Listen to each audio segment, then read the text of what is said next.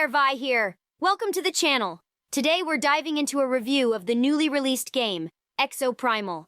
Just to clarify, I'm not a professional reviewer, but I've spent a significant amount of time playing the game, reaching the max level, and participating in over 70 matches as of writing this. Exoprimal is available on PlayStation, Xbox, PC, and even on Xbox Game Pass for those who want to give it a try. Before I share my opinions on the game and its mechanics, let's remember that Exoprimal occupies a unique spot in the gaming world, and that's what makes it enjoyable. So, keep that in mind as we explore this review. And if you find this helpful, don't forget to leave a like on the video, comment down below if you'd like to see more Exoprimal content, and subscribe for other gaming content. It's free. At its core, Exoprimal is a 5 versus 5 third-person shooter with a mix of melee-oriented characters. The characters are divided into familiar categories like damage, tank, and support. Each class has 3 abilities, a universal gadget called a rig, and an ultimate, along with passive skills. You can swap between different exosuits during the match, and multiple exosuits can be on the same team. This hero shooter aspect is reminiscent of games like Overwatch. The current game mode, Dino Survival, is similar to Quick Play, but the developers have announced another mode called Savage Gauntlet, coming later this month. In Dino Survival, depending on whether you choose PvP or PvE, there are slight differences in objectives. The first portion of the match is essentially a PvE kill race, where players race to kill specific dinosaurs at designated locations. While you can't directly interact with the enemy team, you'll be able to see a red hologram of them throughout the match. The second portion of the match introduces more PvP elements, with players defending cubes, collecting data, charging hammers, and more. Both teams have dominators at different points, which act as a catch-up mechanic. Timing when to use the dominator can turn the tide of battle in your favor or lead to your demise. The shooting and melee combat in Exoprimal provides satisfying moments, especially when witnessing a dinosaur stagger or launching its corpse. Despite some limitations in melee combat, like the lack of an aerial combo, this seems like a design choice for balance. The overall combat experience is enjoyable. Shooting a gun feels responsive, even with high latency, and swinging a sword gives a sense of connection and weight. However, there are instances when dinosaurs freeze in place and teleport away, but I attribute this issue to my slower internet connection compared to others. Matchmaking doesn't seem to prioritize location, as I often found myself playing with North American players instead of the usual EU players. This can lead to noticeable lag, especially with some dinosaurs, and players skipping around, making bullets or heals not register properly. While this could be a personal issue, it would be beneficial to have a preference selector for regions to avoid these problems. Lag can significantly affect the gameplay experience for those on slower connections, rendering matches unplayable at times. The game does feature crossplay, however there are currently no cross-platform parties, meaning Steam players cannot party up with Game Pass PC players. The developers have acknowledged this and stated they are working on implementing cross-platform parties. Additionally, cross-progression is not available, so Steam players trying to play on Xbox Game Pass have to start over, and vice versa for the platforms. In PvP, strategic engagement is crucial rather than rushing in without a plan. Team coordination plays a key role, as you can be quickly overwhelmed by the enemy team or a group of dinos. While the exosuits generally feel balanced, there can be an imbalance in team composition at times, with lower-level players on my team facing off against higher-level opponents with better modules.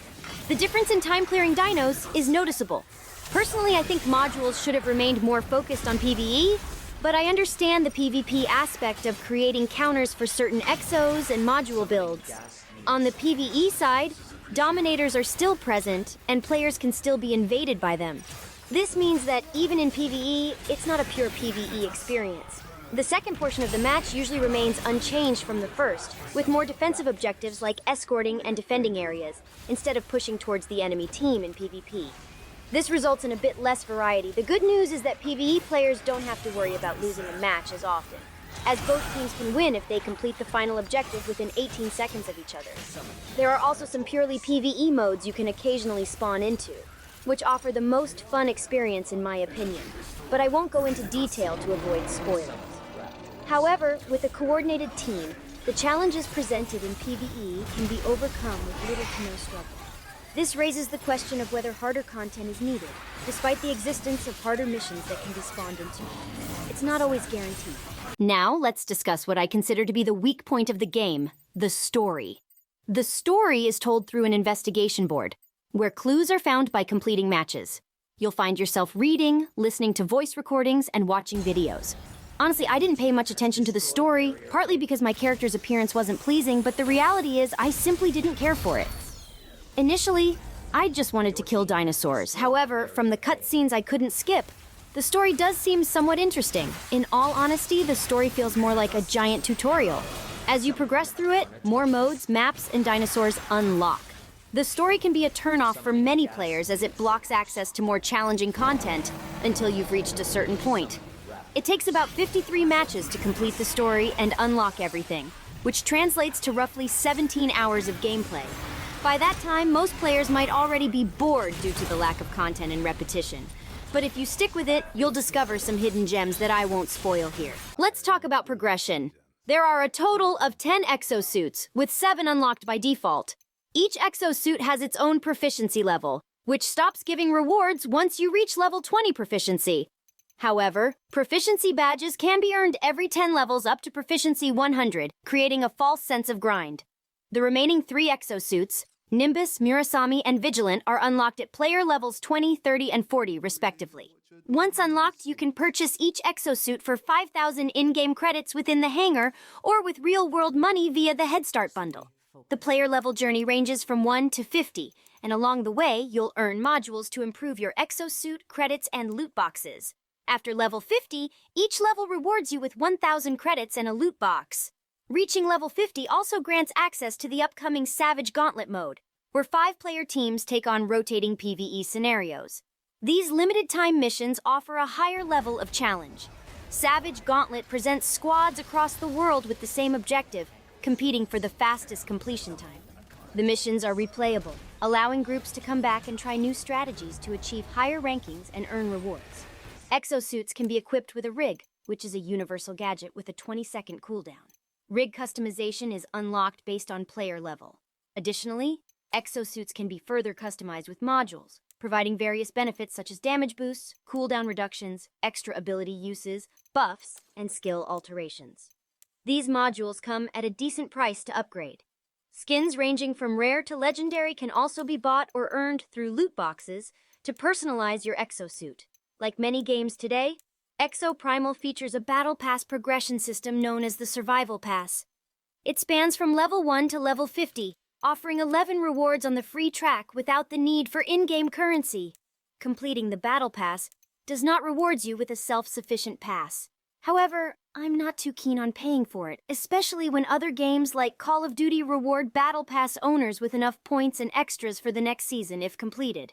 Now, let's discuss the game's graphics. On PC with an AMD RX 6800 and all settings maxed out at 1080p, Exoprimal surprisingly provides decent FPS values in the upper 120s when not recording, even in high-density scenarios. This is a pleasant surprise considering many games released in 2023 have struggled with performance issues. However, it's worth mentioning that there is a graphical issue in certain areas, where the game appears extremely pixelated. This seems to be related to anti-aliasing, and while you may get used to it over time, it can still be visually unappealing. Overall, Exoprimal offers a unique and enjoyable gameplay experience with its combination of shooting and melee combat, diverse exosuits, and engaging PvP and PvE modes. The combat mechanics are satisfying and responsive, providing a fresh and dynamic gameplay experience. However, one aspect that may deter players is the presence of forced PvP moments even when selecting the PvE mode due to the story. This can be frustrating for those who prefer to focus solely on PvE content. While the game has its strengths, there are also areas for improvement. The story aspect may not resonate with everyone and can feel like a hindrance to accessing more content. Additionally, minor quality of life features seem to be missing. For example, it would be helpful to have clearer explanations of skills and modules outside of actual matches or training grounds. In terms of graphics, Exoprimal delivers decent performance on PC, although there are instances of pixelation that can detract from the overall visual experience. Considering the current state of the game, I would personally recommend trying it through Game Pass, or waiting for a sale rather than purchasing it at full price. While it has the potential to be great, it's missing some key features such as a complete separation of PvP and PvE. The upcoming roadmap with alpha variants for exosuits and collaboration events with Street Fighter and Monster Hunter is exciting, but the forced PvP moments in the PvE mode and the long tutorial-like story may cause some players to lose interest before reaching the more challenging content.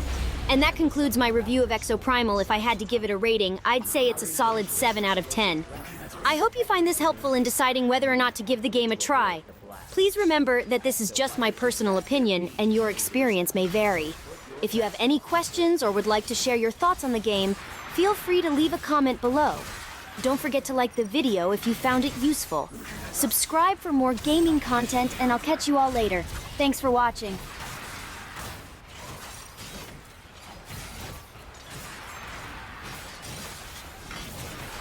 Dimensional crossing activated. You may invade the enemy team's combat area. Disrupt the enemy's mission progress. Dinosaur call. Combat test complete. You are victorious. Effective battle noted. Well done. You really put the I in strivificationality.